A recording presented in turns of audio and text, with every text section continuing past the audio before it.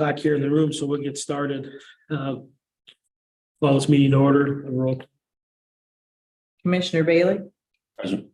Commissioner Bunting, present, Commissioner Gay, Here. Commissioner Owens, Here. Commissioner Smith. Here. Also present is Administrator Chris Osterhoff. Angie's not able to make it tonight, so I'm stepping in for her. Ready. George. Bow your heads, please. Most gracious Heavenly Father, we just thank you for the day that you've given to us and the blessings in it. We just ask, Father, to be with us through tonight as we deliberate for the folks of Gratiot County. For it's his name we pray. Amen. Pledge allegiance.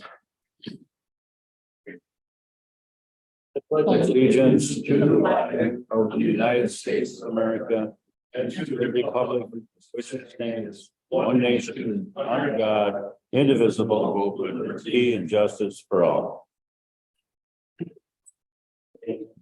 Yeah, one chance. Is there any additions or deletions to the agenda? Who's the agenda? Moved and supported to accept the agenda. All in favor? Opposed? Time for brief public comment. Anybody? Do you have anybody mad out there? Nope, I don't have anybody connected in right now. All righty, we'll move on. Consideration of the consent calendar. Is there anything you want to pull out of there?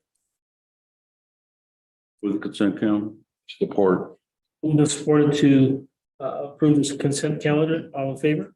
Opposed? Motion carries. Administrators report. All right, related to personnel, we have a couple of new directors that will be starting next week. On October 23rd, Monty Malik will begin as the Veterans Affairs Director. And on his very first day, he will immediately begin his accreditation process for processing claims for our resident veterans. Fred Harris will also be beginning that day as our emergency manager. Fred does have a very strong background in law enforcement and will be working out at the Central Dispatch Building. He has actually begun some of his training ahead of his start date, so he's already has hit the ground running. Currently, we do have a custodial position that is posted. It's been open for 1 week. We're going to have a retirement next month, in the middle of next month. And so far, we have received over 30 applications for this position.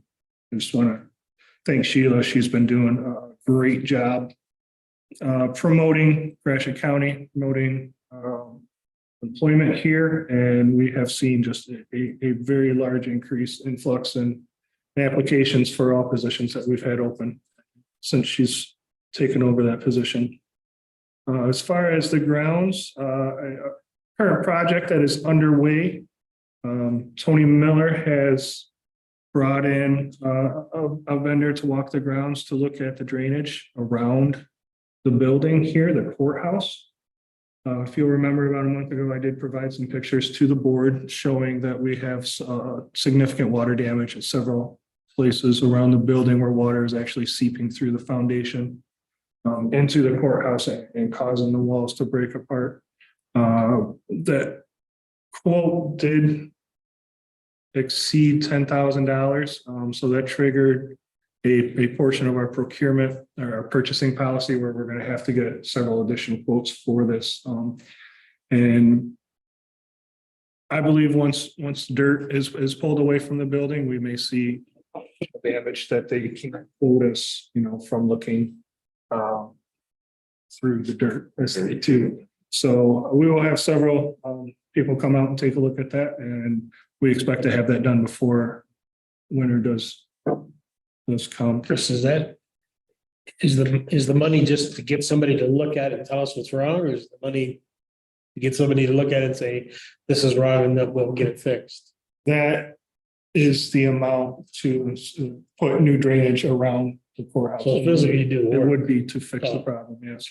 And I do believe we did, I'm not gonna say how much we did budget, Yeah. because that just increases the quotes that come Sure, in, but that did come in a little bit under budget.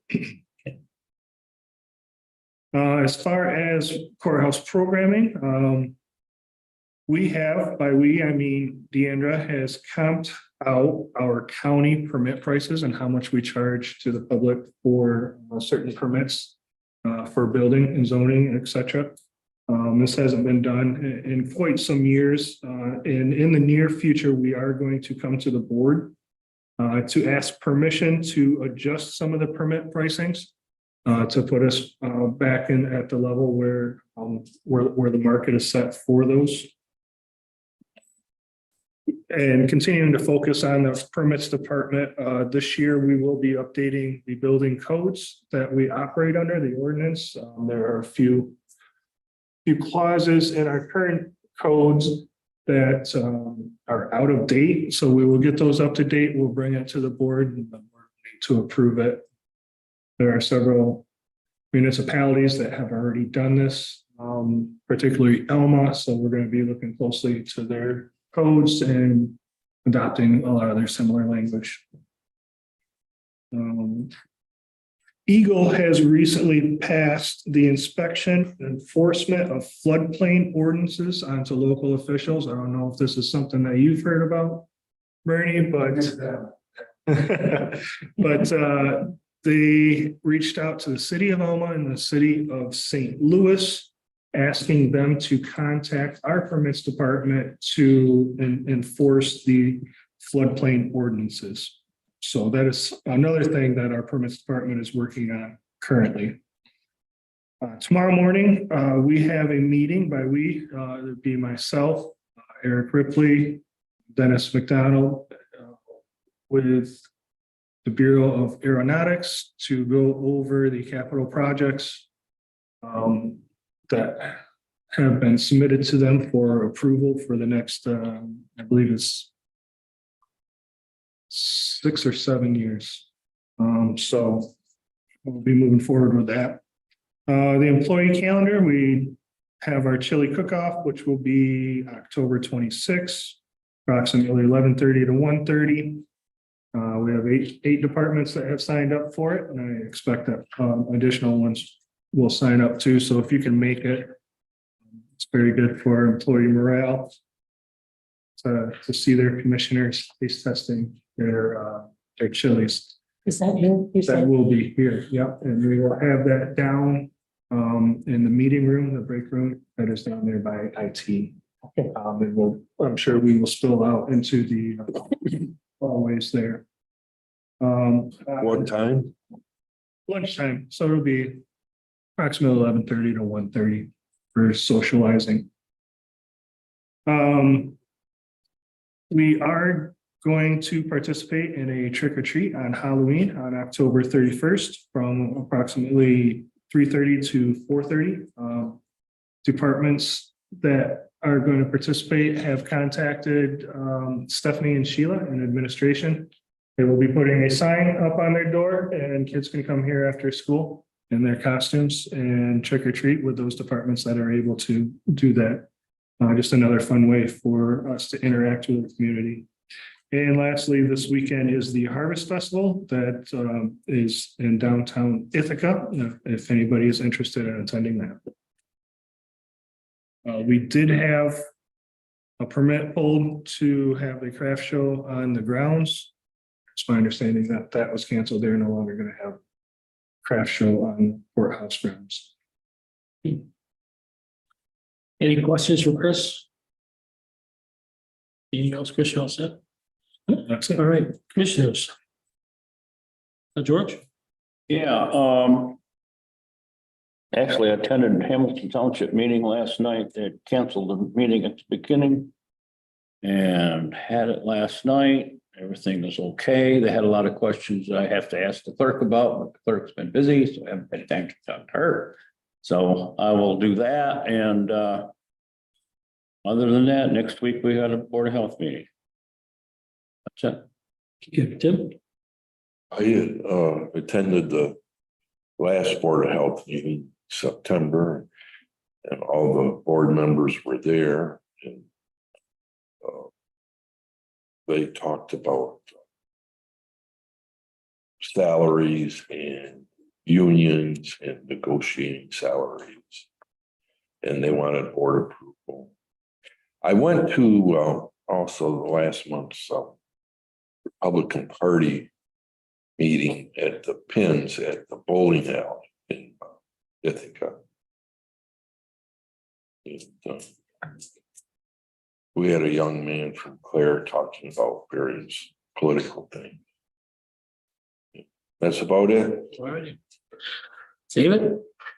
Actually, the only one I went to was Seville last week and they started 5 minutes late and they were having trouble doing the roll call, so I left. So I don't know what went on. You Zoom any meetings from Japan, Jan? No, I did not. I should check it. I don't want to miss you.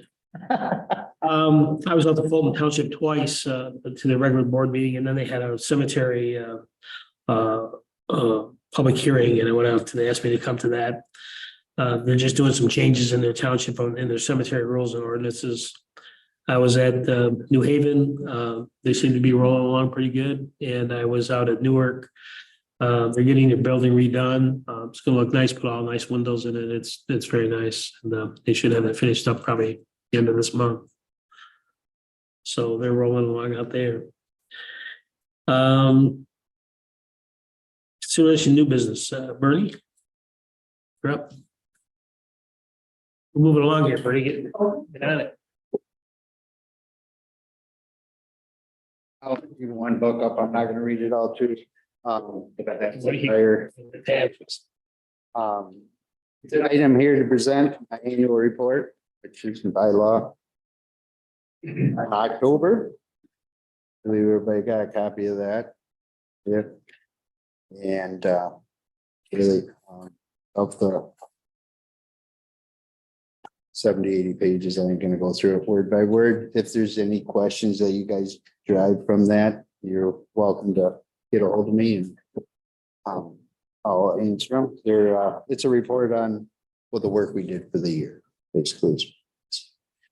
The second part is our drain assessment report for 23, which gives a breakdown of the assessments for the townships on descriptions, cities, villages, highways, railroads, and the county at large. That we post on our website and needs to be by law in November. We have to have it on our website for public information. I know I talked to Commissioner Owens about some of the report. We just went over different stuff and explaining how to read it, what the details are, the meanings of it. But I'm open to any other questions. It's hard to compare from year to year, of course, because it depends on what we're doing, the projects. We did a lot of spraying this year. We caused some gaps and because of work, whatever. So I know we got about another 30 miles of spray that we did.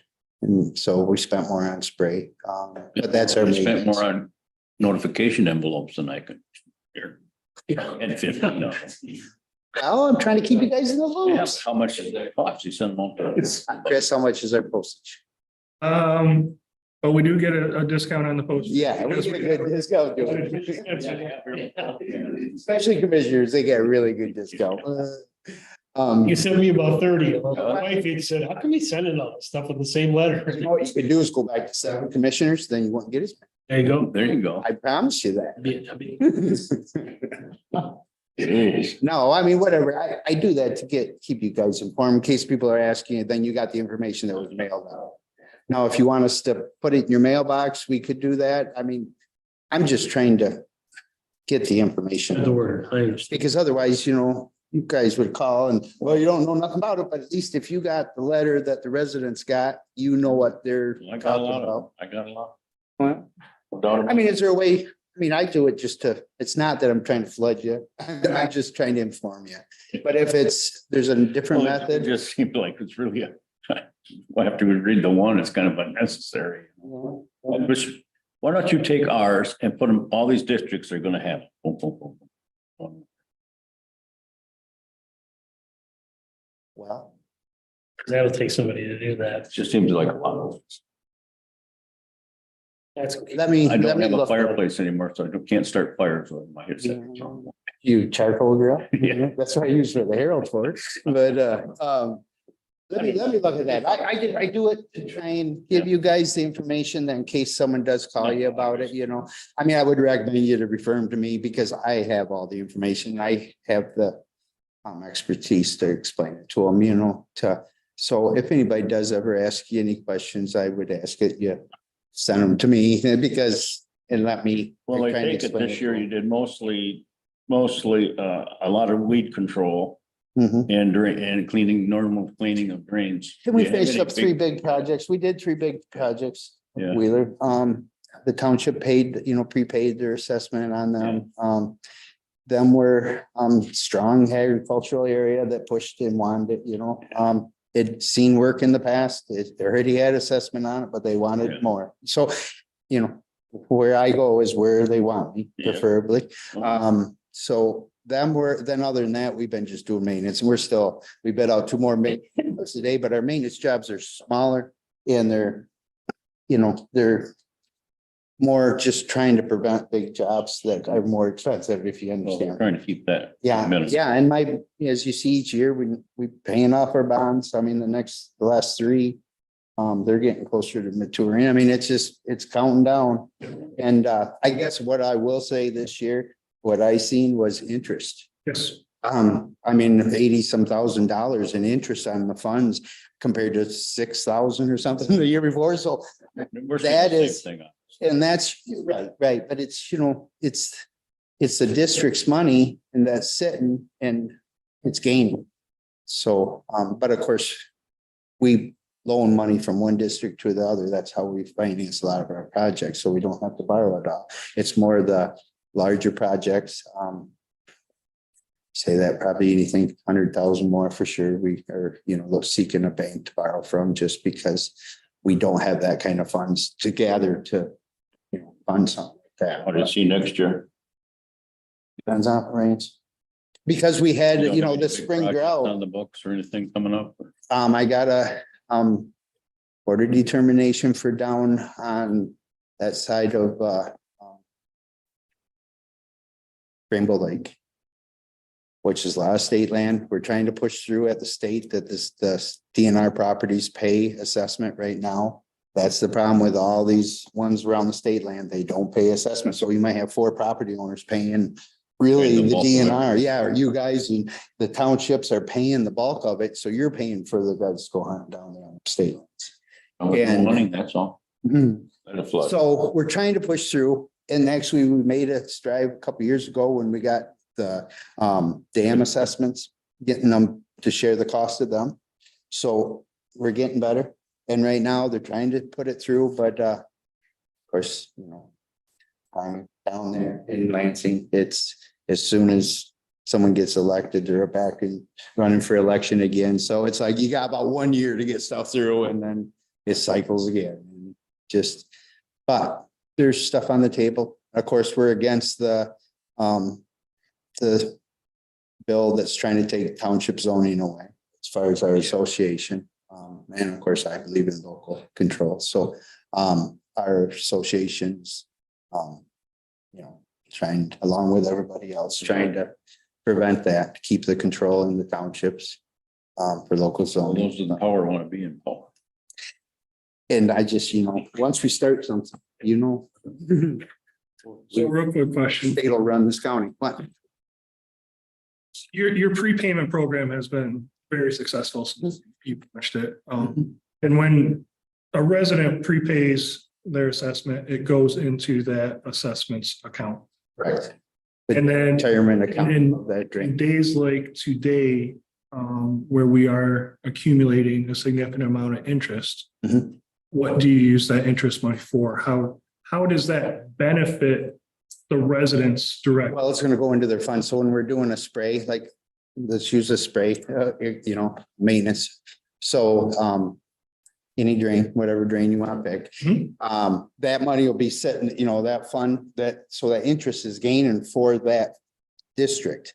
Well, then when we spray, or we do any type of maintenance, that's less money we have to assess out.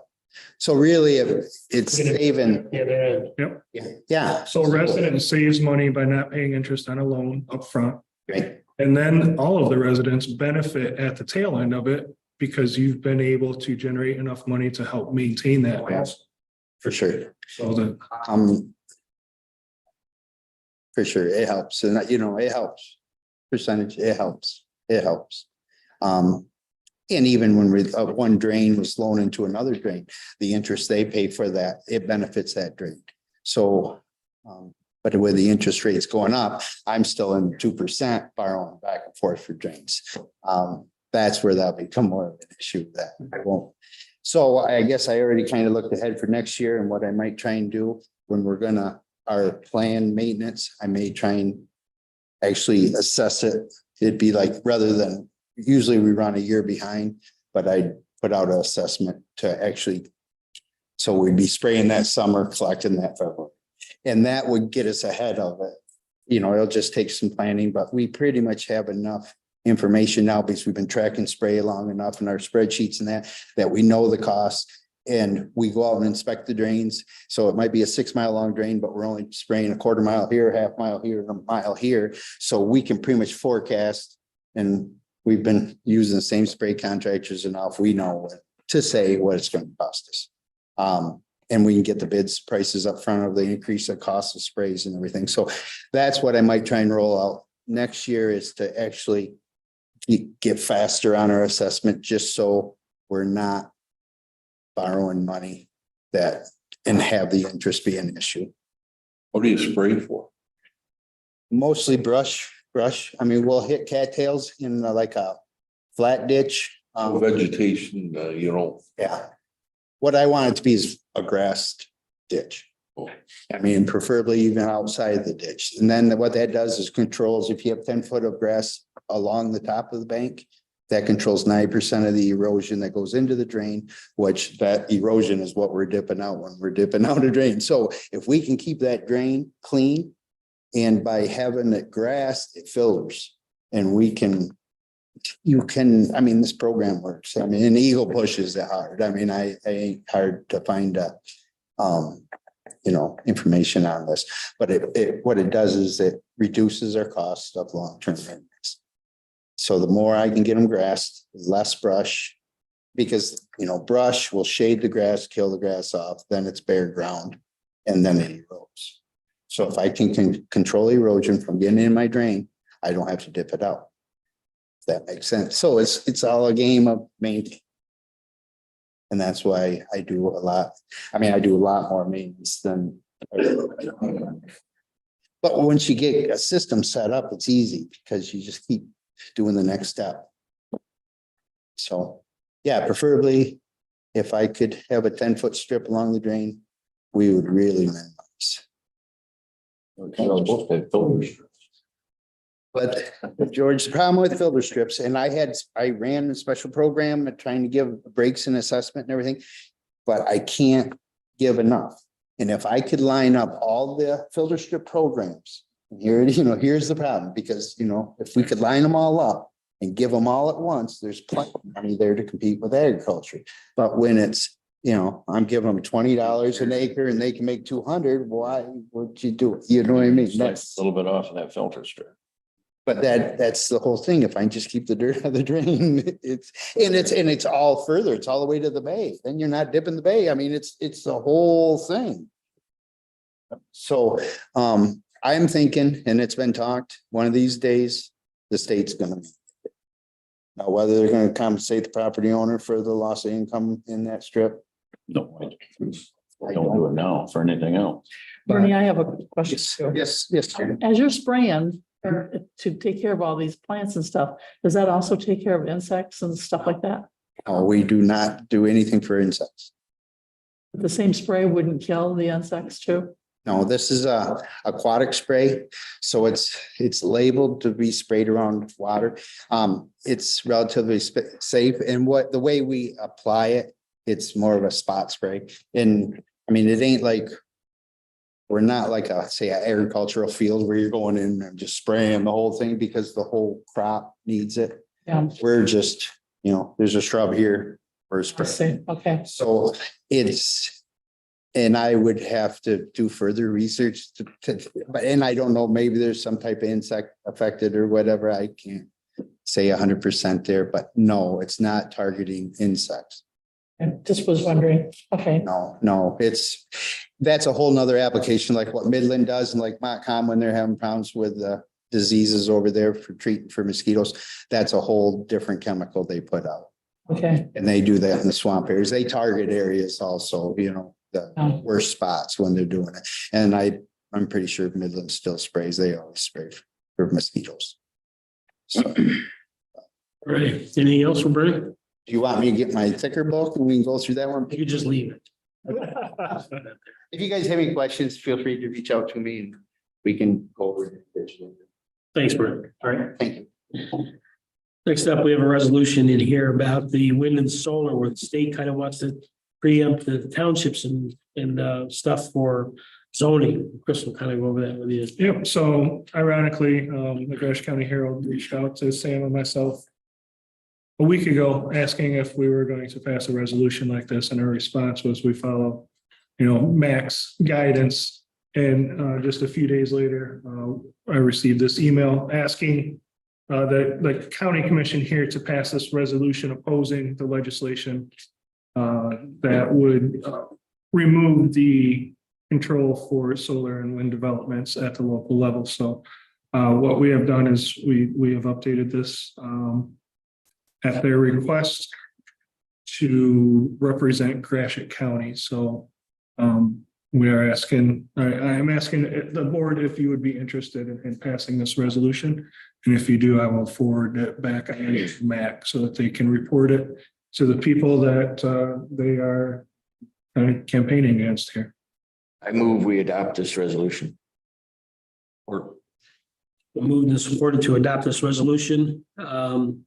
Any other questions? No, but I, This is for, we have local control. It doesn't matter, even when we adopt this resolution, doesn't matter, the state's gonna do what they wanna do. They would like to come in, I think, and just say to take Fulton Township, they voted the solar down, they would like to come in and say, sorry, Fulton, we're gonna put it in. And so that's what they would do. And the same with solar, we wouldn't have any control, they would just do it. Put it where they want to. You'd apply to the state, and they would give you the permit. But we want a resolution, even though it doesn't do any good. It may, but Well, what it does is it gives MAC the capability of going back to the legislation and saying 83 out of 83 counties are against this. So that's why we don't want you to do it. They want to know who It's a amongst us is going to. way of getting your voice heard Yep. on certain subjects. so okay in this is saying that they have the right to just come in. no. We're saying we don't want them to come in. We want to keep it local. We want the townships to be able to say what we want them to do. If they want solar, it's up to them, not up to the state of Michigan or this county. It's to the townships.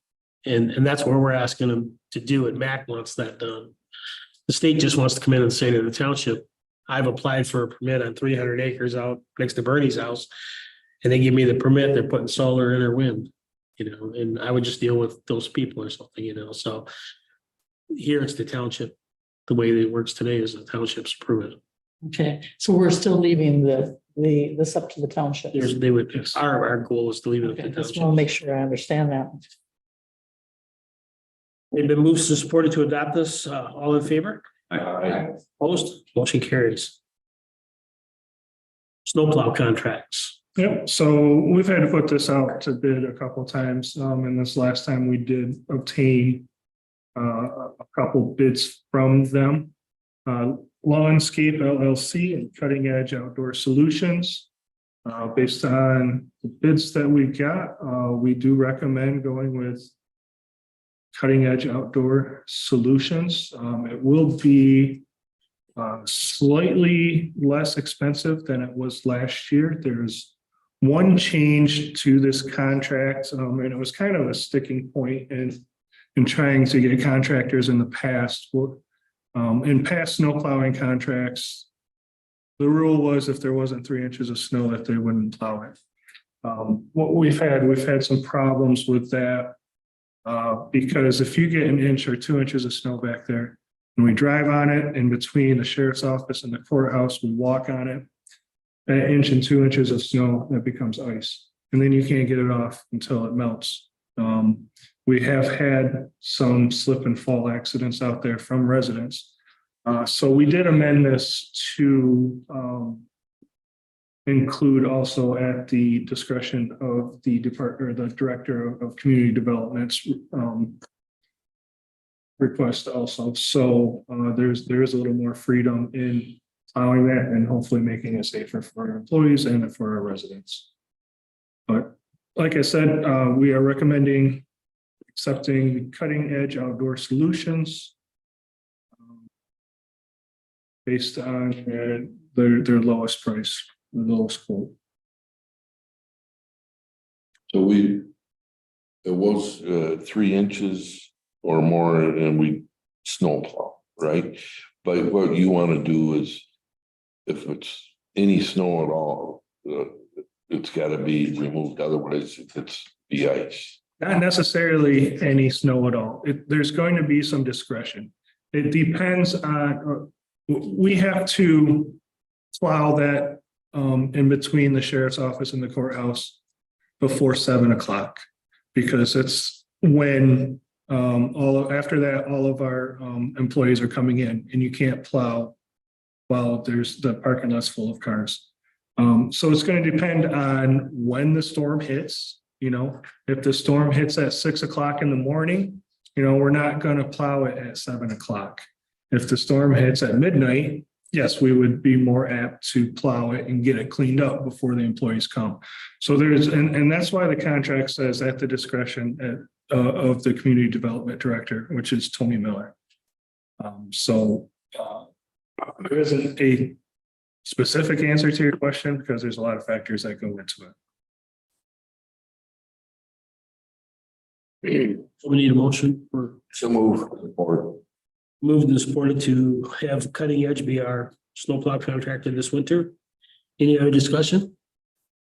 All in favor? Hi. Opposed? Okay. Alrighty, any other unfinished business in this part? Okay, so we have consideration to go into the airport authority meeting. We'll move into that. We need a Make a motion that we suspend our regular meeting, go into the airport authority meeting. Support.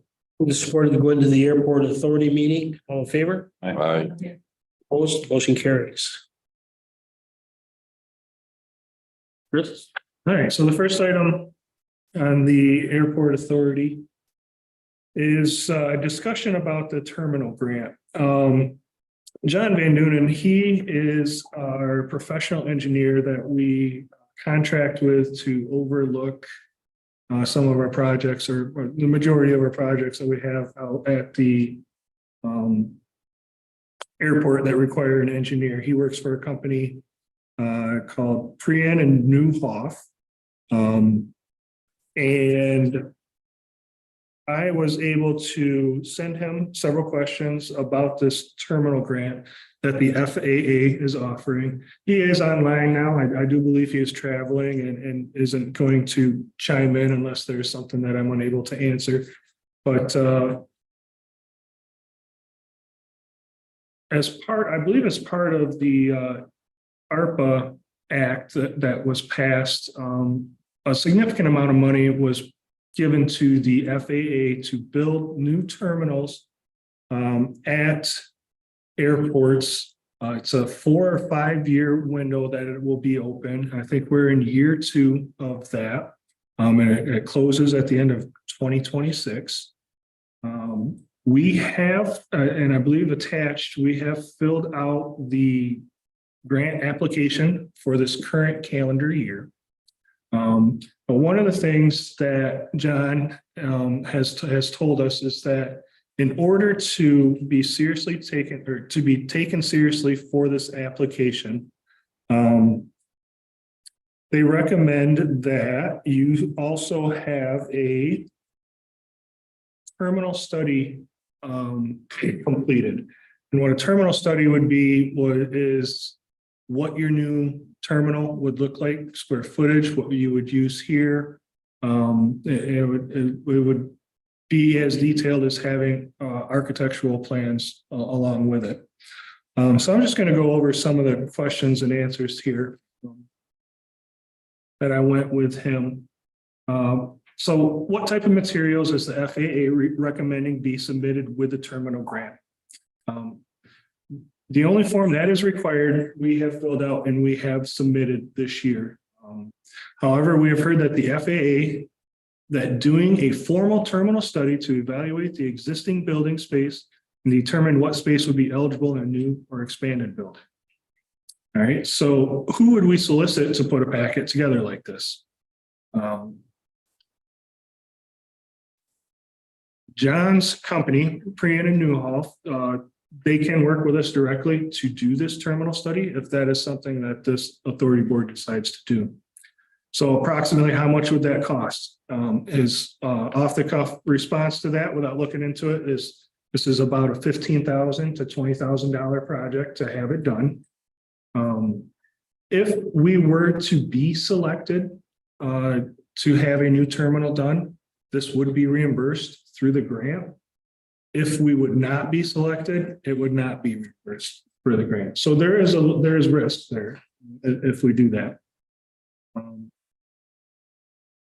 How long would it take to have a terminal study done? It would take his firm approximately 3 months to do it. Then I asked him, in his professional opinion, if we were to make this investment, would we have a legitimate shot at getting awarded the terminal grant? And while obviously nobody's going to actually commit to say a firm yes, but our situation at the Elma Airport with our terminal that was built in the 1960s, completely outdated. It's not handicap accessible. There's obviously issues with water. The terminal that we have in Elma is a prime candidate for this grant, but that does not mean that we're going to get it. So it was non-committal, which I would also be non-committal in sharing with you too.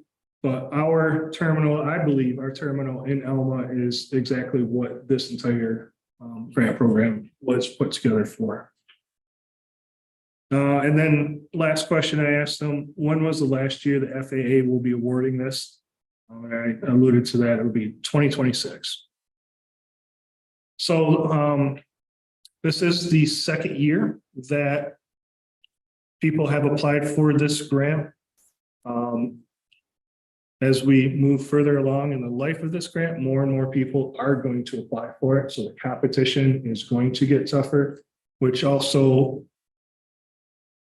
leads us to believe that if we would want a shot at this, we would need a terminal study done. So, like I said, we applied for it now. The one thing that we will get, the benefit we'll get for applying now is they will provide feedback to us on our grant application. So before we would even start doing this terminal study, we would want to see what this feedback is so that we could formulate our next application around what they are asking us to do. So I'm just trying to keep you updated. I know that several of you I've had conversations with you're interested in potentially having this terminal study done. So if you have any questions about that, I will do my best to answer them. Just got a statement. I've been through the terminal and there's nothing worth saving in that terminal, not one thing. It's wet. The equipment downstairs has a tendency to get wet. It's a liability, it's just not in good shape. It's moldy, not healthy. If we're going to do the things that we'd like to do out there, in my opinion, one of the first things that's got to happen is we got to tear that down and build a new terminal. Don't sugarcoat it, George. Yes, it's bad. It's bad. I invite anybody to take a walk, go out there and walk through it. Not good. As Eric knows, over the past year, we met a number of times out there and it's in tough shape. My question would be, is this gentleman on? Is he crossed off? Yeah. He's phoned in right now. My question would be, has your firm been awarded some grants? I mean, you have some track record in getting some grants? And he did tell Almost looks me, like he's a little cross off. You unmute him, Dan? he did tell me he was gonna be in a meeting. And he was gonna try and listen, and if he was available to speak, he would, Okay. he may not be You able know to. that? You know that answer? No, I do not know the answer, if he's been awarded, if they've worked on a terminal grant that was awarded. Oh, there he is. There you go. Are you Hey, there, Chris, sir? this is John Van Dynen. Can you guys hear me? Yep. Great. So yeah, I think you summarized what I sent you well.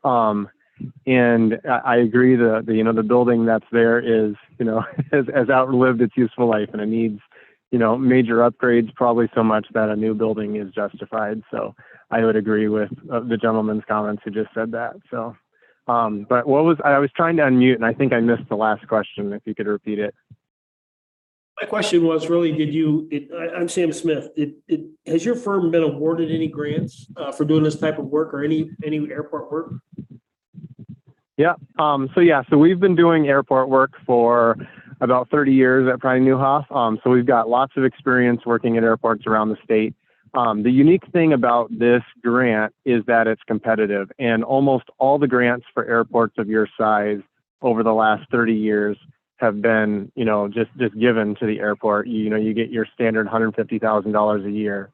So there isn't a lot of experience for anyone with getting these competitive grants, but we're working with a couple other airports submitting these, and I've been in conversations with Katie, who's the planner over at the FAA ADO, who has quite a bit of input on these. So I've got a good idea what she wants. I put some of that information in here, but the thing that she did stress, and I think you heard Chris say that, is that having a study so that they've got some more background information on what we have is something that's really helpful, and that's something we could submit to them before next year when we apply for the grant again next year.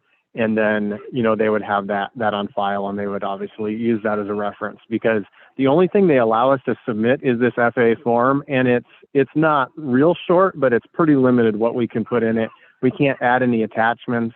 And so even, showing the existing building layout or something like that is something you can't do without having a formal study that we can submit. So I really think they're basically saying without that formal study, unless they don't get other submissions, I think all the airports that have formal studies will be the ones that are awarded grants. So that's the main takeaway that I've gotten from FAA on this. So in the first round of grants last year, there was one airport in Hillsdale that was selected for general aviation airports in Michigan, and they didn't have a terminal study that was completed, but they were in the middle of one, and so I think they had submitted sort of a partial plan. But they also said that because it was the first year, they didn't have very many submissions, and so that that just gave them more of a chance. But they said without that terminal study in the future, it would be unlikely to be successful. So. When do you believe that we would get a firm price on doing this study? So if you want me to, I can go ahead and contact. So we would partner with an architecture firm to do that study. And so we've got some firms around that we've worked with before. If you guys have one out there that you would like us to work with, we would definitely be open to suggestions. But yeah, I could probably put that together in a couple weeks here, if that's what you guys would like. Would you want to wait for the feedback from the FAA on our current application, or would you be comfortable starting this before? I don't think that the feedback would impact really what we do for a terminal study. That's something I've done for a bunch of different airports that's fairly standardized for what they want. I think, what I'd like the feedback for is reapplying next year on the grant, because I think there's a couple areas where there's some specific things they might be interested in seeing that we haven't provided. So that's the kind of feedback I'm looking for as far as submitting for the grant next year. But as far as doing the terminal study, I don't think we need feedback for that. So I'm hearing next year, is there a deadline on this year's grant submission? Yep. Yes, it So was. this year's deadline was actually yesterday. So we got it submitted yesterday, I believe. But that was just with the information we have now, obviously with no terminal study. So, Okay. and so we basically have the application process opens up again, probably next September. That's what it's been the last 2 years.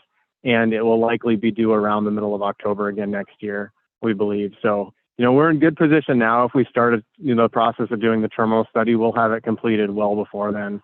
It'll give us plenty of time to get some planning done and just be in a good spot to apply next year again. So the next thing, he's going to get some prices, or Yeah, I think we should at least have him give us what it would take to do that. what's going to take? We have some time. So you're going to send us something and finalize, on a regular quote type level of what it might cost, or? Yeah, we'll give you we'll give you a proposal if that's what you're looking for. Yep. Yep. Yeah. Well, that would be the best business practice for us. Yep. Okay. I will work on that. That sounds great. Okay. Any other questions for this gentleman? Thank you. Thank you, John. Yeah, you're welcome. Glad I could have some input. If you got anything else, let me know. Thank you. Okay. Have a good night. Bye. So at that pricing level, around $20,000, it would be county policy to issue a request for proposals. Right, so we would have to get that posted, and if John's firm is the only firm that replies, but we have to post that to solicit additional proposals. Right down, how do you feel about that? Oh, is he the engineer of record? Yeah. He's an engineer of record. I don't think we have Or to. do it, no? Oh, I don't think so. Do we currently have a contract with him and his firm? Like George mentioned, that we're, they're the engineer record with Dot Arrow. Okay. Every 5 years, we must go through the process of Yeah. choosing. They're engineer of record. You don't have to go. So that'll be coming up soon to do. Okay, Yeah. If you don't like the quote, you can go out, but I mean, well, very good. Problem is you don't know it should be 20 or 120. I mean, who knows? Yeah. we got a ball. It's Good. You're not gonna find a lot of. probably money well spent. 'Cause You're gonna try to get something done. I think I can provide some input on that. As far as doing a selection for an engineer. The airport has done a selection, but I actually am not sure if it included doing the terminal work. So I will check on that when I get in the office tomorrow morning and let Chris know. But the standard practice for airport engineering work is you do need to do a qualification-based selection for any work to be eligible. So if you do want to be reimbursed for this work, if you get a grant, it would need to be part of that selection. So if it's not, there's a very well laid out process that FAA has for doing that selection, and I'll forward that information on to Chris if it wasn't part of our selection. Because I think when you guys did the selection last, I don't know if the terminal building was on the list of projects that was selected then. So we'll have to verify that. That'd be great. Any other questions for this gentleman? Thank you again. Yeah, you're welcome. Have a good night. Too. Okay, so we're down to the revenue and expenditures. Yeah, budget and cash balances. I just threw those in there for your review. Thank you to Curtis Spencer for forwarding those on. Expenditures by the end of September 30th. Just remember that currently, until the conversion is complete, the airport is on a fiscal year that starts July 1st, not August 1st. So what you see is the first quarter of expenditures and revenues that were collected. I just want to point out to you the current cash balance was sitting roughly at $320,000.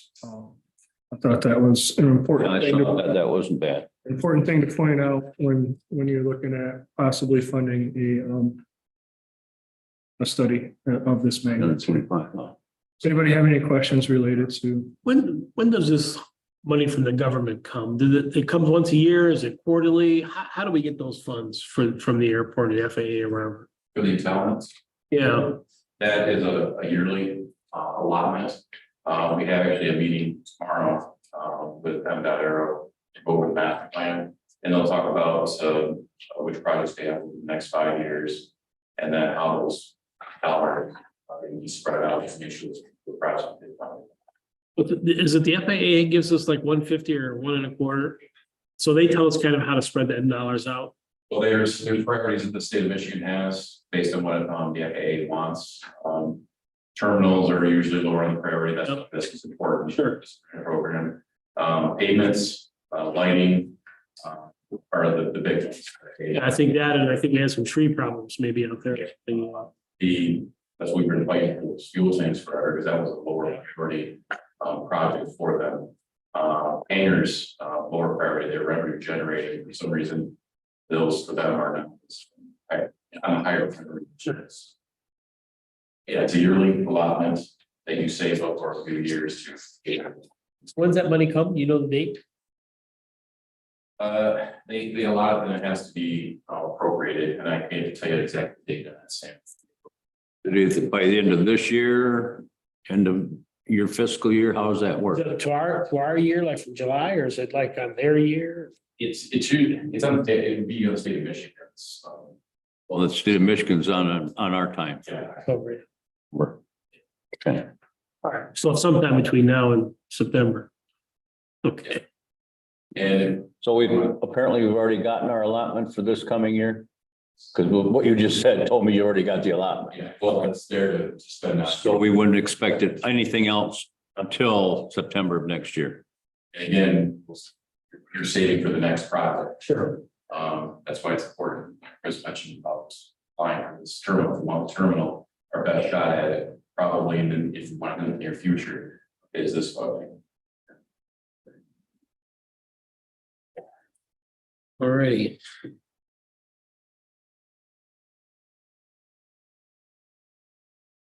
Well, would you like to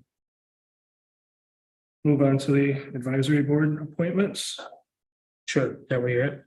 Okay. Item number 3. Yep. Okay, so we have solicited the public to submit applications for the airport advisory committee that was created by this board. We also did some direct solicitations to some individuals in the community. We have, our goal was to fill a 7-person advisory board. And we only received 4 applications from the public. If we were to appoint someone from this board to also sit on the advisory, that would be 5. I would recommend to this board that we start out with the 5 current applicants, and I'll name them here. Just a question. Of the 4, did that also include Jim? Yes. Okay. So I would recommend moving forward with the 5 if the board chooses, and then have two open seats. I have not heard back from St. Louis. I believe St. Louis has their council meeting tonight. Do they have it this day? Yeah. Okay, so that would, I'm assuming we will get an additional applicant once the St. Louis council meeting is over. So for the people that have applied and for the years that they applied for, and this will be part of the motion then. Jim Wheeler has applied for a 2-year term. John Lapine has applied for a 1-year term. His words were he likes to live life one day at a time, so he would apply for the 1-year term. Eric Ripley, representing the city of Alma, applied for a 2-year term. Kevin Beeson, Pine River Township, applied for a 1-year term. And the reason is 1 and 2-year terms was to stagger them, so they all did not open up at the same time. So that we could recruit or reappoint on a staggered year. I would recommend that this would follow either our fiscal year or calendar year. So my initial recommendation would be the terms expire December 31st of the next year. So a 1-year term would actually be 1 year and 2 months now. So that would be, and then George has also shown interest in wanting to be a part of this advisory board also as a board, as an authority appointee. Great. George, how many years? 2? Well, that would go along with Sure. my service here. It has to run out. Yeah, we're gonna run on 4 years next year. Change it then. Yeah. If I don't know if I'm gonna get elected. Alrighty, so any questions on that or these appointments? Move. It moves and supported to appoint Jim Wheeler to a 2-year term, Mr. Lapine to a 1-year term, Eric Ripley 2 years, Kevin Beeson 1 year, and George will just fill that slot on that term of his seat. Any questions? All in favor? Opposed? Motion carries. The 4th item, advisory board clerk position discussion. George, is that something you want to? Yeah, I'll Discuss it over. I was sitting around, Chris and I were talking about airport the advisory team, and I looking at all the possible appointees. And I'm thinking we need to have someone work that for us. And looking around and possibly looking at different people, but I think that the authority should be able to hire a clerk at $50 a meeting, let's say 75, I don't know, but we should hire a clerk. In that way, everything that we have discussed and put down, we can have a record of. Because I'm not going to take the record. Jim's not going to take the record. John's not going to take, it's just not going to help. It's not going to work. So those are the things that we're kind of up against. So I would just like to ask the authority if they would think that that'd be a good idea if the advisory board be able to hire a clerk. I definitely think so, yes. I think in our other boards hire a clerk. Yeah, it would be so much better. We'd have so many things organized. Otherwise, we're not going to really get done what we've been appointed to do. And a orderly. Why wouldn't you just have somebody like here taking notes? So when you just, Well, our advisory meeting is not going to be here. wherever you're at, I mean. Well, she would have to take time off. I'm not saying her, but I mean, why wouldn't somebody, none of our other boards have a separate person that just comes as a secretary. I mean, like, the park board, we don't have somebody that just comes in and sets as a secretary. It's one of the ladies there that just. Well, you got Deandra that comes in and takes notes for the planning commission. And they pay her separately.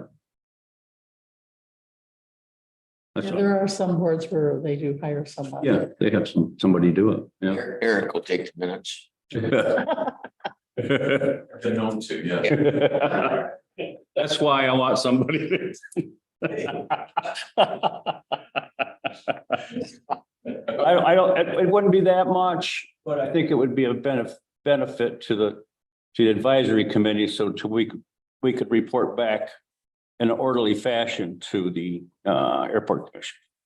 I think there's a lot of other reasons too. I think the airport authority, this is a big issue now for the county for us to take this over. There's going to be a lot of discussion, a lot of decisions made. And I think that you need to find someone that's real professional. I mean, all these people that's sitting on the board are professional, but how can you sit there and take those notes and still be a part of the meeting? Exactly. And I think that this is a very serious situation that we're going into for a long term. That I just think that you need to be hiring someone that's, their job is just strictly listening and typing and not being a part of it. Because if you're standing there talking, next thing you know, you've got to type it up and they're still talking about something else. You're missing some of the points that need to be in I these. think you just made a motion. I think you just made the motion. Okay, I make a motion. I'll support that.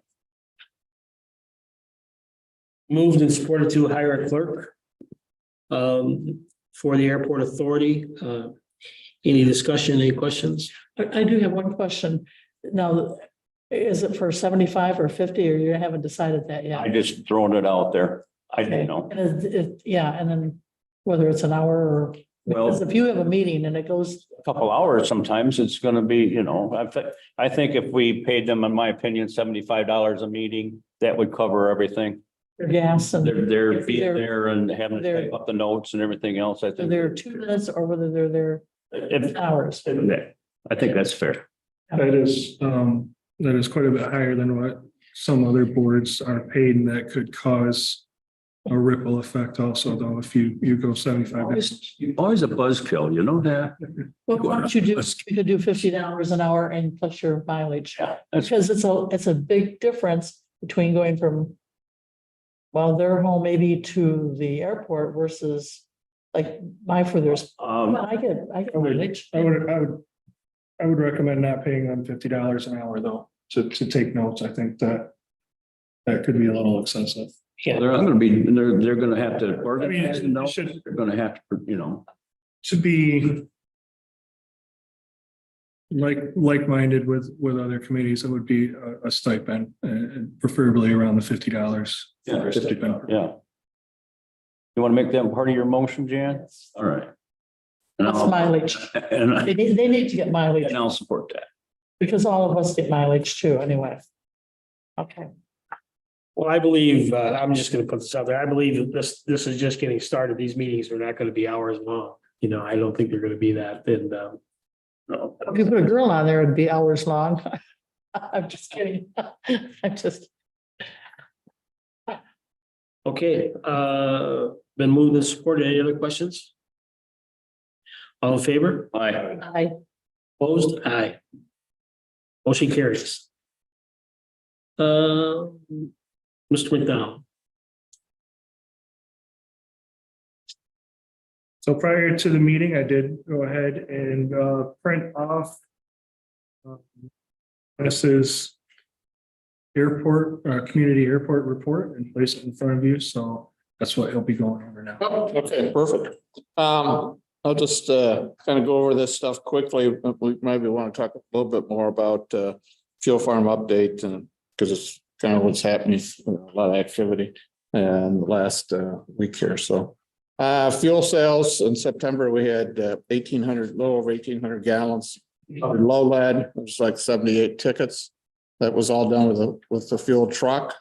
That was compared to 13, a little over 1,300 gallons a year ago, 65 tickets. Jet A, we did 1,600 gallons, a little over, just 6 tickets. And a year ago, we had 3,398 gallons. Now, what you got to understand with Jet A is that we have crop dusters that buy Jet A from us. So last month we had 9,500 gallons of Jet A. Well, so some months, some years it'll be earlier or later, but they're depending on what's happening. They were buying a lot of Jet A to do spray black tar on corn. So it just depends. I think we had some other jet activity in there too. So it will vary 1 month to the next. We get into the winter months, we might have 0 Jet A sales just because of the weather and people not coming in. The economy, things have slowed down. We had a jet in on Monday. But normally they would be in a little more often. They were just, I think part of the economy and stuff, we're just not having as much traffic. I think they're coming in, but they're not coming in 4 or 6 times a year, maybe coming in 3 times a year, just to save some money and stuff. So anyway, we had the airport inspection. I don't know, we'll get a final report on that. But the inspection was done on October 2nd. We met all state licensing, so it was approved, but we'd still have the tree issue on runway 9, which is the west runway, and runway 18, which is on the north side of that runway. That Part 77 approach is it's a wider approach and different heights of adjustments. We can get into that in an advisory meeting or whatever, go into all the detail what's into that. But Part 77 is for jets coming in using IFR approaches to come in if the weather's really bad. That's why these trees are an issue. If we don't get them taken care of over time, they may take away our IFR approach, which would be bad for the airport, especially for the jet traffic we have. So all these trees are not on airport owned property. It's on property that is owned by individuals. We have easements. So but we just can't go on the property without getting permission and notification. Runway and ramp painting and crack sealing.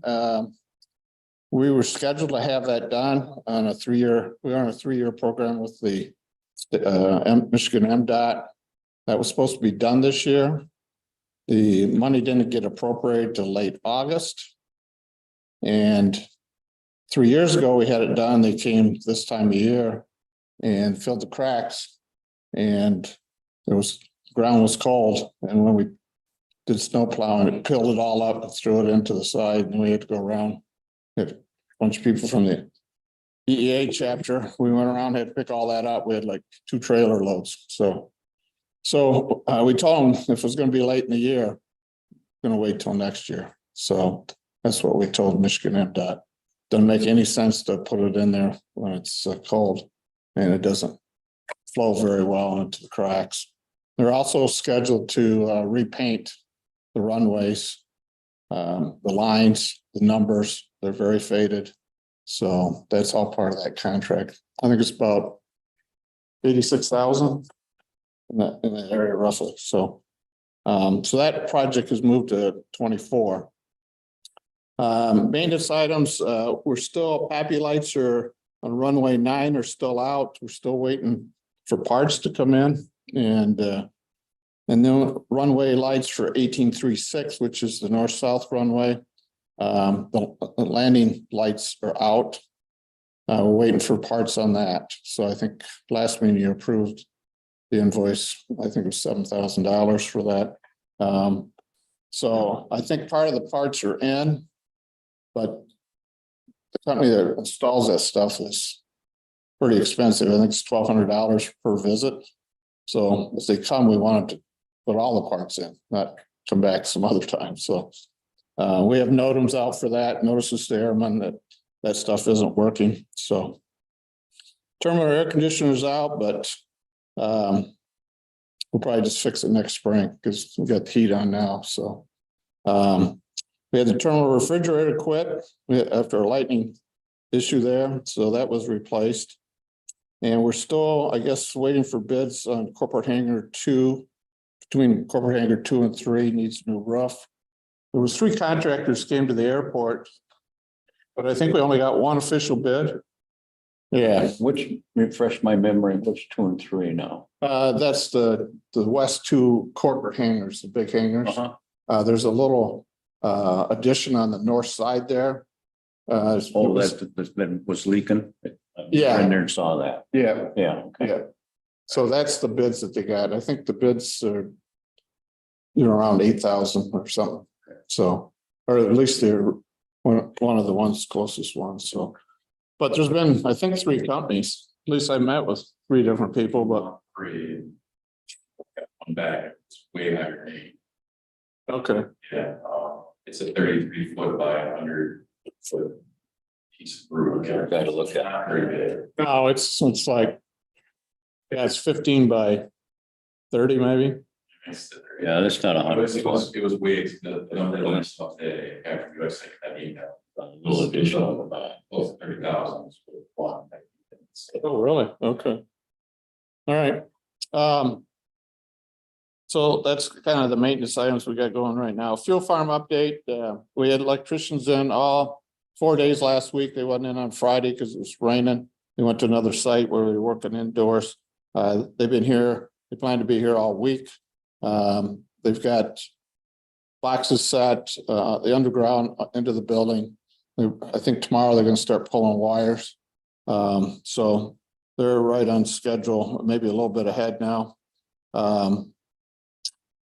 Starting today, Sparling Corp, which is the contractor providing the tanks and the equipment and stuff, they did show up around noon today. They plan to be here the next couple of weeks. They were working on installing, or basically on today, they just unloaded stuff and brought a couple of trailer loads of stuff and piping.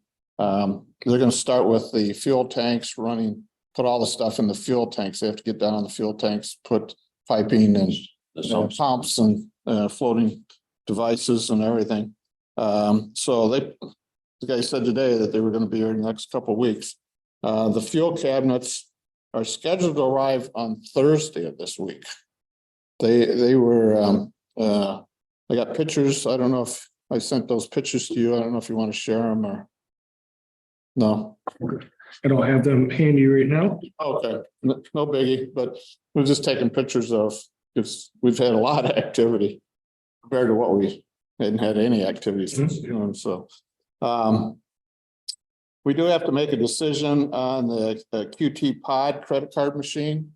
And the fuel provider needs to be determined. They say it takes a couple, 3 weeks to get all that stuff set up. So if we want to move ahead, I mean, the guy is asking me today, he said, you guys made a decision. I said, well, got a meeting tonight, so we'll talk about it. But basically what that boils down is we have to decide if we want to be a branded have a branded fuel provider, or go with an unbranded one, or go with a situation where you bid the fuel for like a 3-year period from a provider. So it's like it would be branded, but for a set period of time. Okay. We at the airport, we've used AvFuel for the last 12 years. But unbranded, we might be able to get some prices that are a little more competitive, right, than through AvFuel. Now, AvFuel does provide some big benefits. For example, they use separated trucks. They deliver 100 low lead in trucks that only deliver 100 low lead. They deliver Jet A. Contamination. Yeah, contamination. It is a kind of a major issue, or potentially can be if you use unbranded ones and who they provide to. They might fill avgas in a regular, high-tech gas tank. Yeah, so I mean, there's AvFuel, there's Titan, there's Phillips 66, there's Epic, there's a couple other ones that we can get bids from. If we go on branded, then we'd have to check with all those. The advantage of the branded from our experience with AvFuel is that if we call them and say, hey, we need Jet A or we need some other stuff, they go, when do you need it? And we say, well, next 3-4 days. Okay, then they'll get it scheduled and we'll have it. So yeah, so this picture here, this is the one I just took today. The red trucks are the electrical company that's doing all the electrical work. And then the other 3 or 4 vehicles there are Sparling Corp and Grand River Construction, which is a general contractor. They were also on site today doing some other stuff. So we haven't seen that much activity for a long time. These pictures here, this is the electrical contractors last week. They brought in a vacuum truck that they own. And there's wires that go across there from previous projects. So they use high pressure water and they suck the dirt right out, right down to the wire. So there's no opportunity of cutting the wire. So they were also putting in that's like a cement thing, weighs about 1,000 pounds. That manhole there, the wires go into the plastic cables go into that and the wires go inside the cables. Here's they had already dug that out. That's the unit that goes in the ground. Cables go in from both sides. So these are the cabinets. I got pictures from the general contractor. That's the Jet A cabinet. It doesn't have the sides on it yet. It has an overhead door that goes up into the ceiling there piece. It's got two pumps, or one pump, but two hoses. The top one is for over the wing. So jets that don't have single point. Single point is the bottom one, where newer jets, you plug into it and turn that on and you set how many pounds of fuel they want or gallons. So if we have a credit card system, normally we're always at the airport when a jet comes in, because they normally want a lot of other stuff, rental cars. We kind of help coordinate that. And they usually, when they buy fuel, it's usually $1,000 or more, so. This is the 100 low lead cabinet. That one, it doesn't show the overhead door.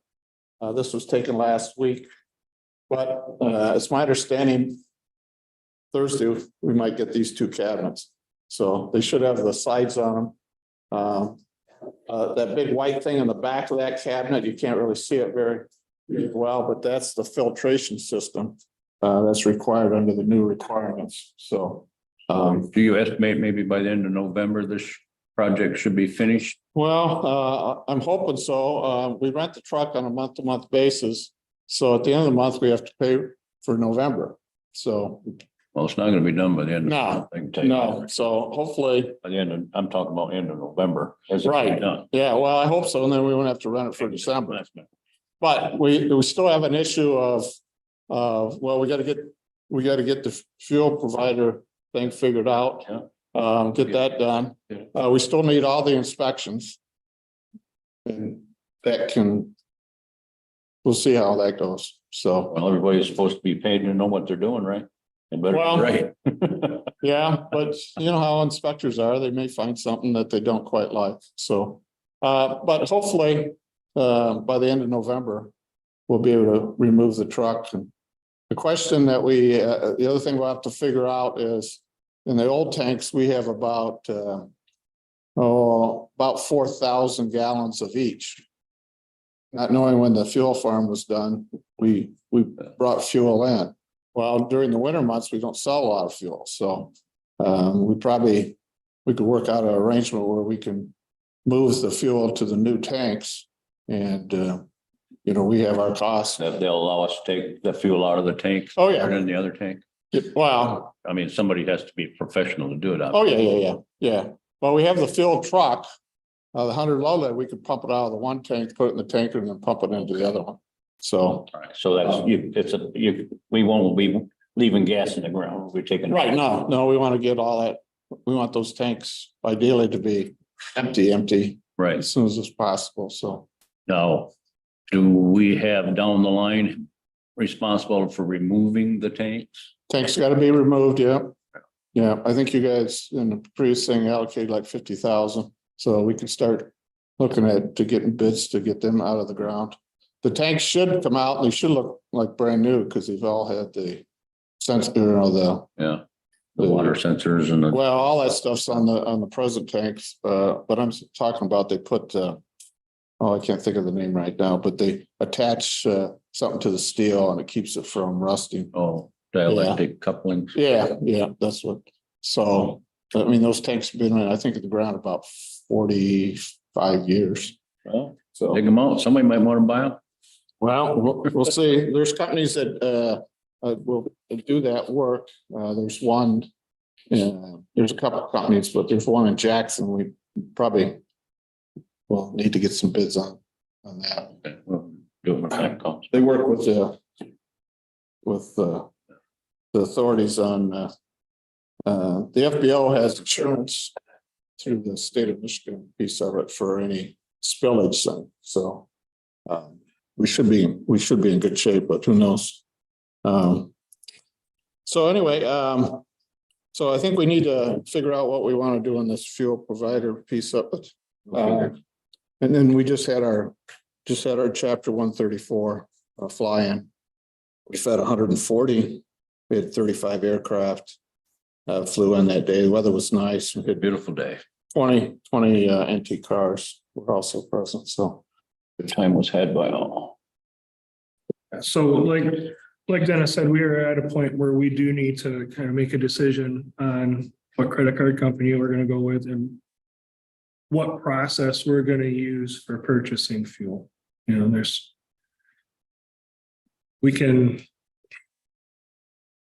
because they're gonna want us to sign into this before, while they got to load the stuff into the credit card machine. The QT is a pod. Right today we have Fuel Master and it's about this high and you put your credit card in, or it has a slot for private cards. Right now we have about 10, 15 private cards where a large user would put their card in and then we bill them at the end of the month. Yeah. So we save the credit card charges, which is roughly 3%. So whether we got to decide whether we want to move ahead with that piece of it. High users, it works really well. So people just flying through, they just use the credit card side. You can work with them on that, can't you? then we would have the cash flow to be able to do that. You and Stephanie can figure that out. Okay. Yeah.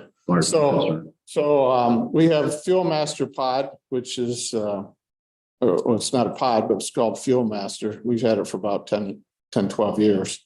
But with this new project, Sparling Corp is not a Fuel Master supplier. They're a QT pod supplier. So QT, I think it's actually owned by one of the oil companies. So we have to use their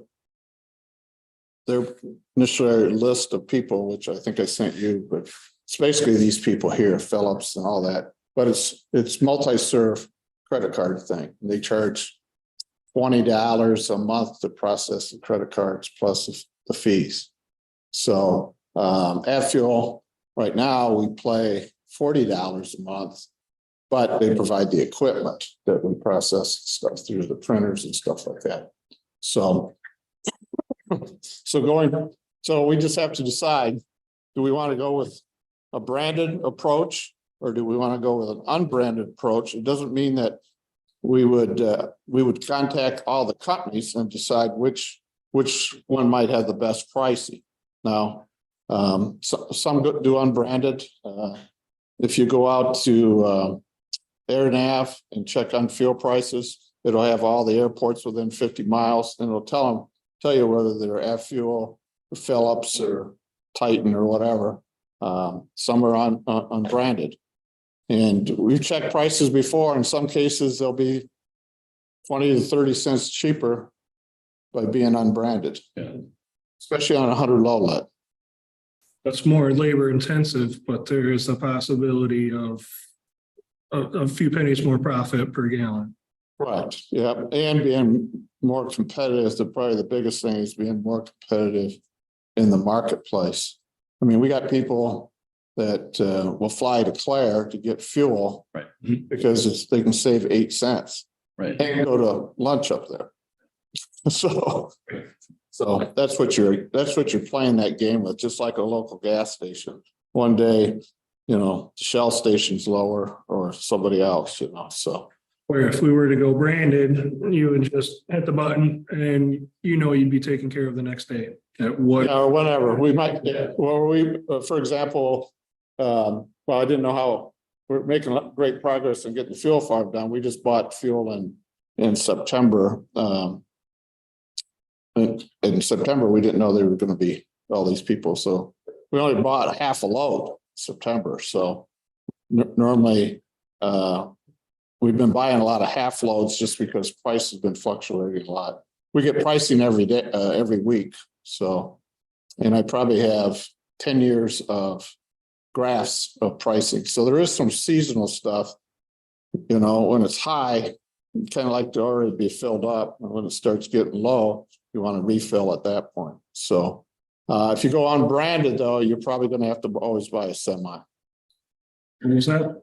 If you go unbranded, you're probably gonna have to buy a 10,000 semi. gallons at a time, whatever. 8,000, yeah, 8,000 is normally the minimum. Well, I believe on making a selection. I would just soon myself leave it up to you and Eric have been Right. doing this job longer than us. So right. for us to make the call and be the wrong call, you know, you're closer to it, both of you two guys especially. I just think you just need to make that decision. Well, we can. Yeah, I think that's the thing. Yeah, if you want to give us authority to make it, we'll get her done. Yeah. So, Figure it out and whatever's best for the airport. yeah, One of the questions I had, we talked about those trees again, and if we don't do something with them, and then you lose this rating for IFR coming in. We need all the traffic we can in the airport to get there. exactly, yeah. So we would hate to have trees stop traffic coming because you can't get this landing thing or whatever it is. I know nothing about airplanes, but anyway, I would think that what's the process? We start talking to these people and saying, look, this row of trees here got to come out. or- I think if we just have to get a letter sent to them, notify them that the airport has an easement on the property. And then, I mean, I'd be more than willing to meet with any of the people that have questions, because we have all the maps. We know where the trees are. Map their property out and mark the trees you're gonna remove, and it's within the right of way. Well, I think you probably ought to talk to them first before we go more trees. No, it's on the map. You show the people the map. This is what we're talking about. right. We'd like to take this tree out and these trees. You know, before you How many do. trees are you talking? What do you think? I didn't bring that 3-ring binder. I have all a 3-ring binder with all that stuff in it and all the owners and stuff and where they're located. There may be 20. Oh. So, I mean, some of them are like pine trees that are 30, 40, 50 feet tall in their front yard. Yeah. So pine trees you can top and they won't continue to grow. Everything else will continue to grow. Unless the person doesn't want it that way. Well, right, yeah, I mean, it's always up to the landowner. Do they want us to take You down? guys get together and take them down, or do you hire someone to come in and take them down? Well, you gotta hire someone. We don't have the equipment to. I think that's something else that you three guys ought to be working on, is contacting these folks saying, you know, this is gonna have to happen, and then we can get a bids on, see what something like that's gonna take to do it. Because you hate to have it say, well, I'd like to fly in there, but I can't get in there because of trees or something. Well, right Get today, every airplane to land there that we can. right, right today, we, runway 9 is the west runway. We don't have any obstructions on the 27. So if they took it away on one side, we could maybe have it, they still could come in on the other side. So we don't have any instructions on the south side. All that was taken care of with all those other trees we've cut down. So, yeah, that'd be fine. I mean, we can move ahead. It's just, you gotta give us. Well, I think Go ahead. myself personally, I think that they ought to start looking at that and meeting with folks or sending them letters and get that moving somewhat forward and figure out what's got to come down. With something that needs to get done, let's just get it done. I mean. Right, but if we know there's 20 trees and you want to get a bid on it, we can Yeah. get them marked. We have the GPS coordinates of them Yeah. within 10 feet. It's not too tough to say that tree's pretty tall. Trees that need to be completely removed, we gotta take the stumps out so we can put it back to grass, and we don't Yeah. want stumps out there. Well, this is all easement property, so You can, yeah, it's easement. I'm just saying it's not our own property. We still have the issue with stumps on our existing property, so we can get it back to grass. That's another issue we have to tackle. Because in 7 to 10 years, we'll be cutting down stuff on our side again. It's already growing pretty good. So. Hey, anything else for Dennis? I will, I have some availability Thursday and Friday, and if you will be around, I'd be happy to come out. Oh, yeah, yeah, that's fine. Tuesday, Friday, whenever, so. This week we'll be there every day because we've got a lot of activity going on, so. There's always something that they want. They want to get into a hangar to put stuff away, or they want to get in a hangar to get stuff that they brought up, or. You know, we were moving dirt with the Manitou today and some other stuff, so. All right, All righty, thank you. Thank you.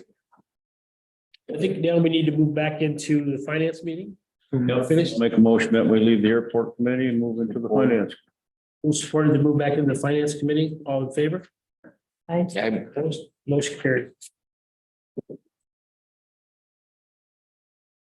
All right, I will.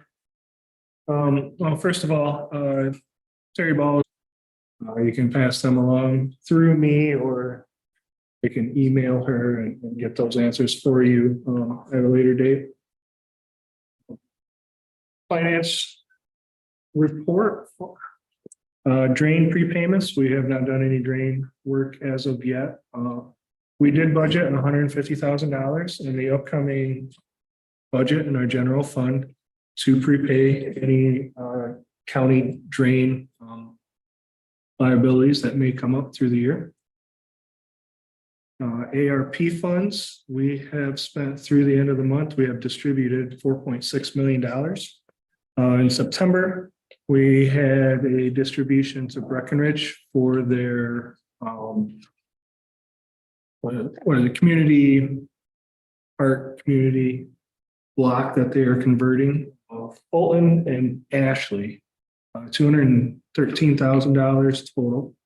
In addition to that, just recently, we distributed a second payment to Breckenridge too. So their project is coming right along. As far as an update on the audit, it is still not completed.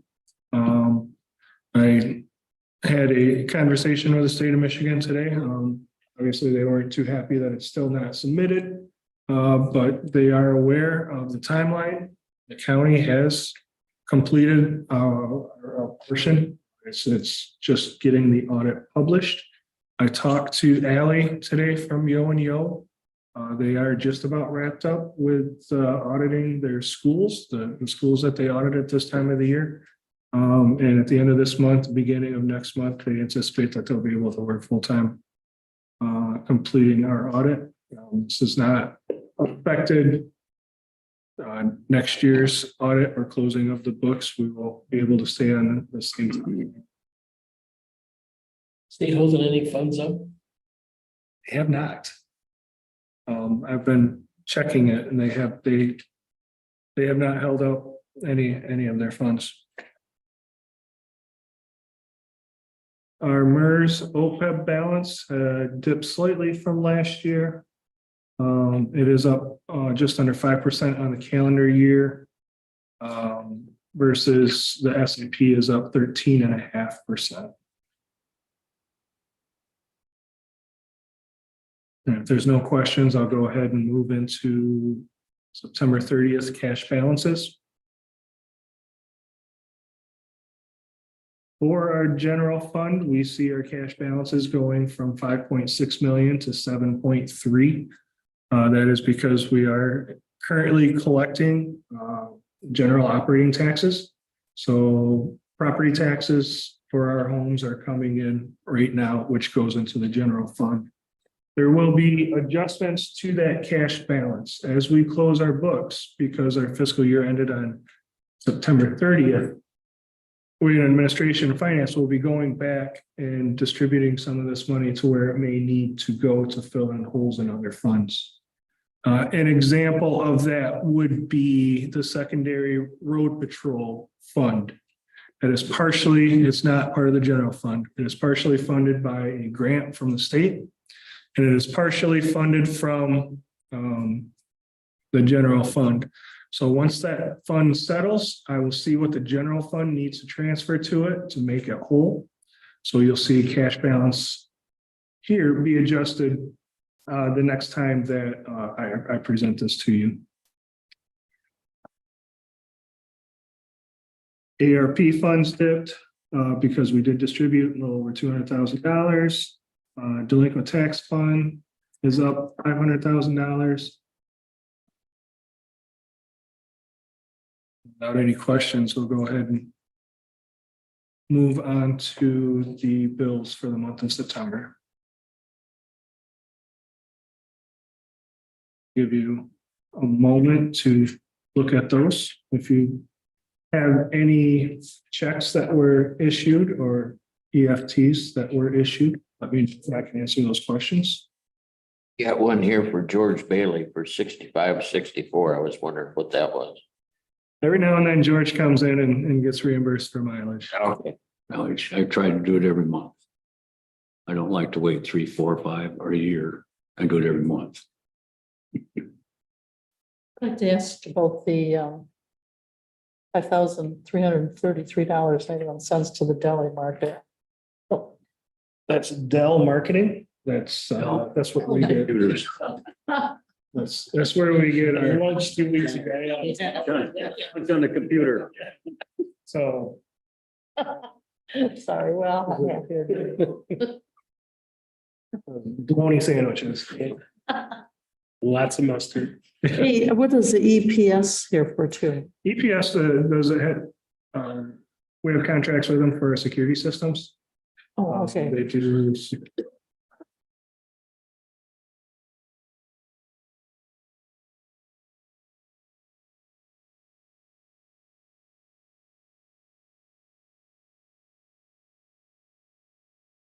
We should know, but what is 44 North? 44 North is, Insurance. yeah, they're provided our healthcare. They're like a third party that helps us with our healthcare.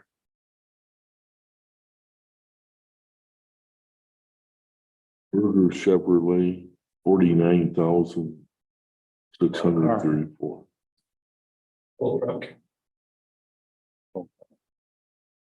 Yep, it was a patrol vehicle that actually came available through the sheriff just a couple days before the strike started. And he took a chance and purchased the vehicle. He was afraid that vehicles were not going to be available for quite some time, and it appears that he was correct.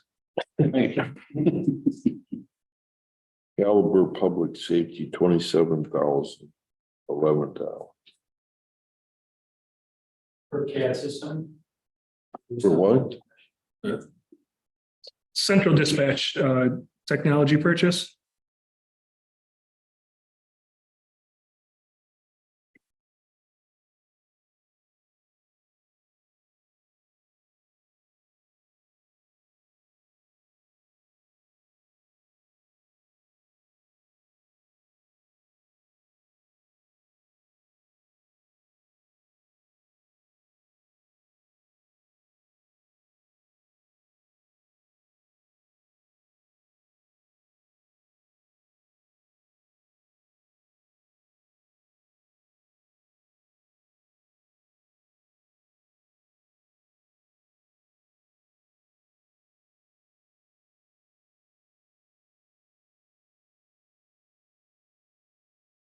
As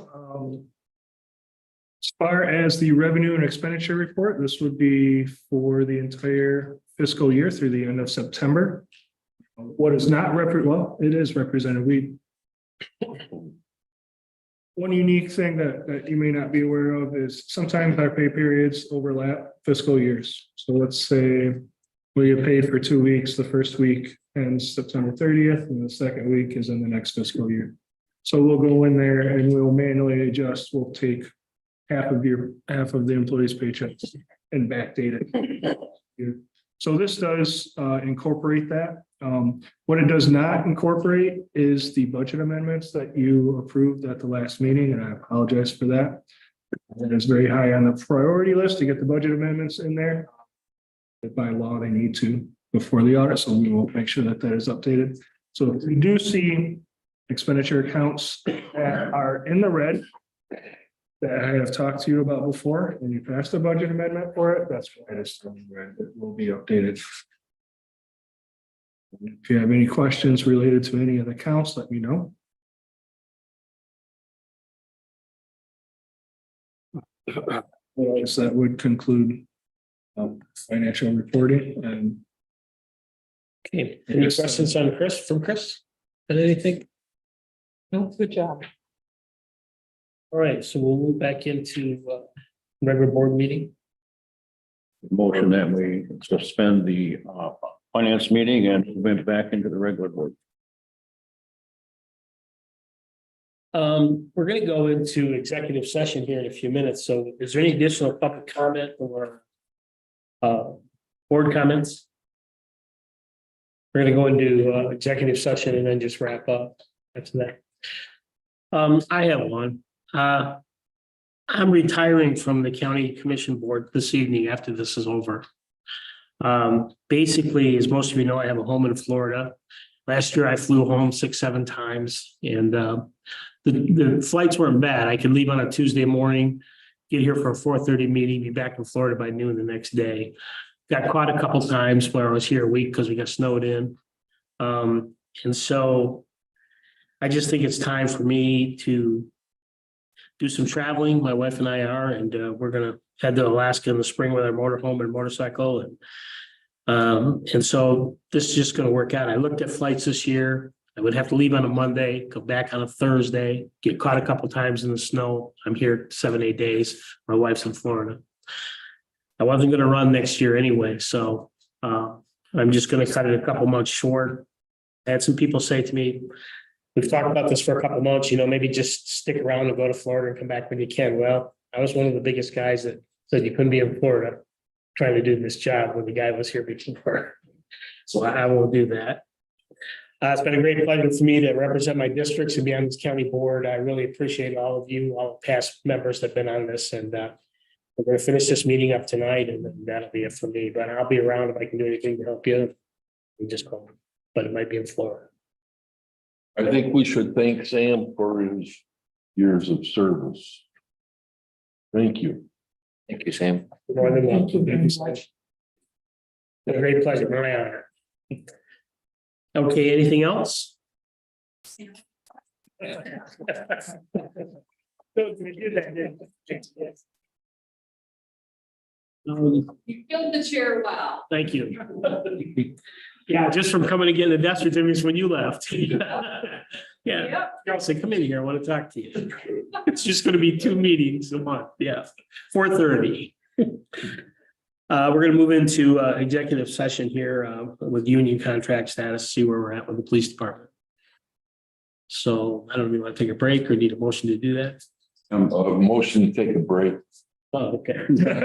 And after that, a motion to move into to executive session to discuss union negotiation. Moved and supported. I I can take a 5-minute break and then move into executive session. quick question for you.